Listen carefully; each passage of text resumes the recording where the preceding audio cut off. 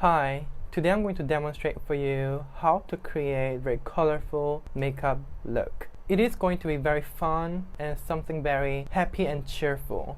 First, I'm going to start with Bobbi Brown eyeshadow shade in Bone. This eyeshadow will ensure that my eyelid is fully mattified, so the eyeshadow that I'm going to apply can be applied very evenly without looking blotchy. And I'm going to apply this eyeshadow all over my eyelid.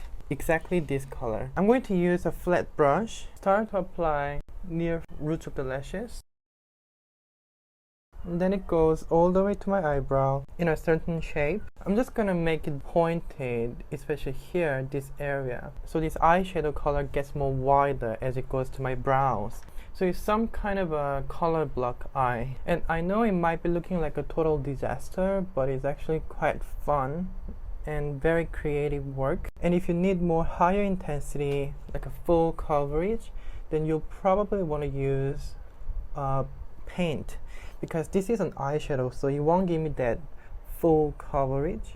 There's a certain brand that carries watercolor paint for makeup, so you can use them if you need more higher intensity. And my skin makeup is not on because I know whenever I do this kind of very creative makeup on the eyes, I can see a fallout here and on my inner corner of the eye. So do your eye makeup first and the skin makeup later, because if you do a skin makeup first and do such bold eyes with a lot of fallout, you'll need to fix it, or even worst case, you might want to do a skin makeup entirely again. And then I'm going to use a little bit more deeper red color. Make eyeshadow shade in Hot Sauce because it has a name on it. Usually I'm not very particular about shade. I'm going to use a flat brush and I'm going to create a depth and intensity. Start from the roots of the lashes and just keep shading it. And just keep layering it and layering it until I feel the intensity and dimension is enough. And now I'm going to use a flat square brush. This is my favorite technique. I'm going to use even more darker shade than those two eyeshadow that I used earlier. So I'm going to use this color right here, and this color goes near to the lash line. Usually when it comes to color block eye, this process will be skipped because color block makeup look is mostly monotones, but adding some fun will never hurt anybody.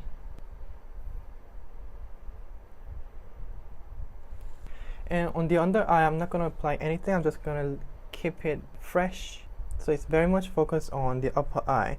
And I'm going to make these lines more sharp by using either a remover or foundation later. And I can make it a little bit more special by applying sparkles, and I'm going to use these sparkles with my fingertips. Maybe I'm just going to go with this beige nude sparkles. Use your fingertip and just keep push into the skin, because if you rub it, there's not only a fallout, it's not going to fix because the eyelid is fully mattified by the eyeshadows that I applied. Then I'm going to use a remover, eye makeup remover, to make sure the edges are even and sharp and there's no more fallouts on my under eye.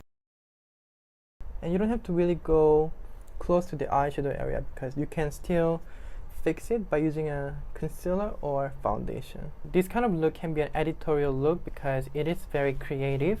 I'm going to use a Silk Creme foundation from Laura Mercier. A shade is very light shade than my skin complexion. And I'm going to use this foundation as a concealer on my under eye. Starting from the center of my face. And at this step, you can actually make it more sharp. And to do so, square cut brush is very effective. This is the paint brush I purchased from an art shop, and if you're short on budget or if you have some similar shape of brush, you can utilize them. And this brush is really convenient to make anything super sharp. And then I'm going to use another foundation. This is NARS Sheer Glow on the rest of my face. And I'm going to keep most of coverage where I need it. In the rest of my skin, will have some transparency, remains light, meaning less foundation work. So I'm going to use a concealer to do some concealing jobs. To make it very invisible, I'll need to use very fine brushes.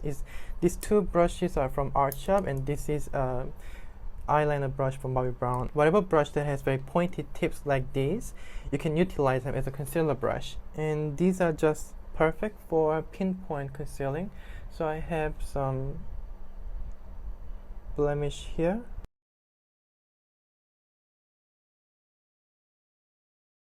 I'm going to use more finer brush.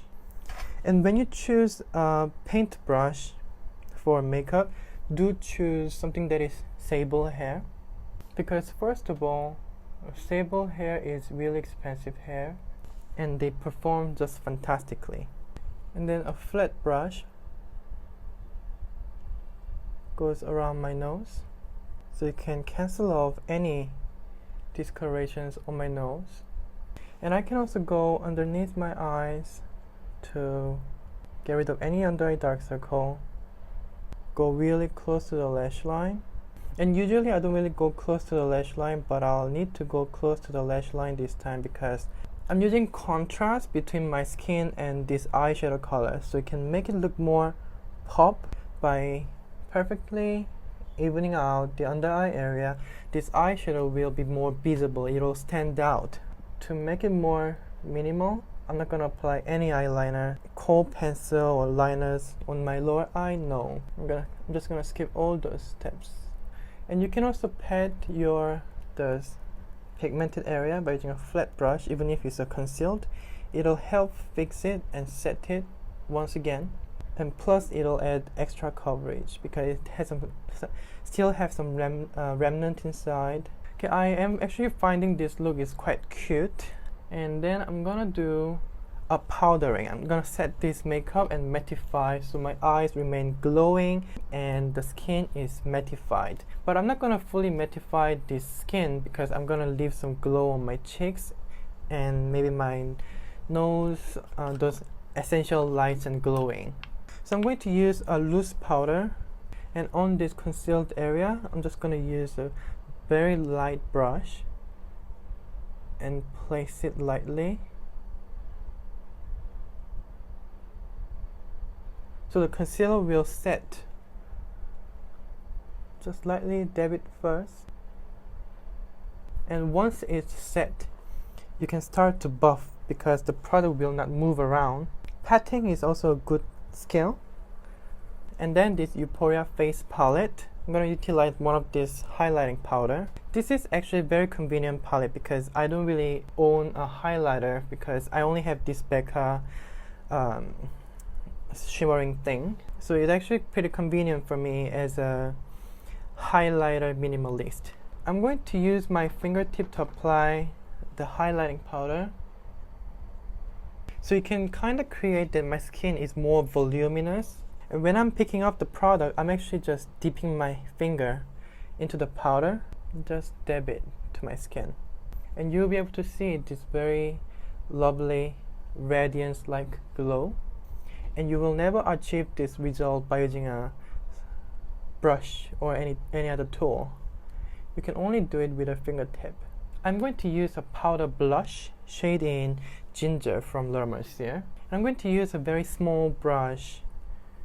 Just gonna pick this powder up. And I'm just gonna really start from the cheek, then go edges, just blend them away. Smooth and even edges. So by applying this area, you can actually create some sort of this sculpted cheek. Looks very lifted. And if you go a little bit lower, it might be looking like a little sunken, so you can actually get the contour effect. And if I bring it a little bit more to the center, then it's gonna be looking like I'm just naturally flushed and blushed. I would also go a little bit of the same blush powder on the tip of my nose, so you can kind of harmonize the entire look.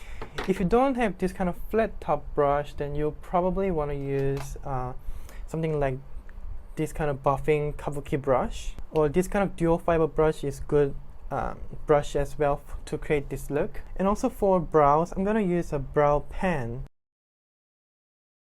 Very fine and little strokes. And before I move on to lips, I'm gonna apply this highlighting powder from Editorial face palette again. I'm gonna use maybe this golden shade in the middle, exactly on my cupid's bow.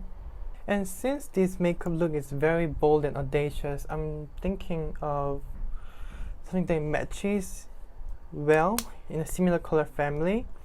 So I'm gonna use this Laura Mercier lipstick.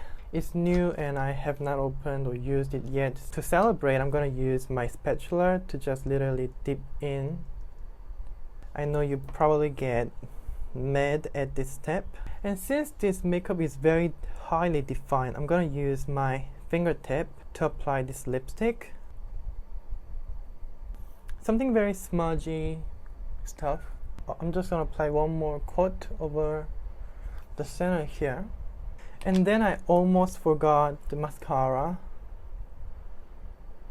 Curl my lashes with a eyelash color. Maybe for mascara, I'm just gonna go very light and thin coat. And then I'm gonna use the tip of the mascara and just dot it on the roots of my lashes. This process will add more depth and intensity to your roots. So it really creates that authentic false lash effect. So this is final look. I hope you enjoyed the video.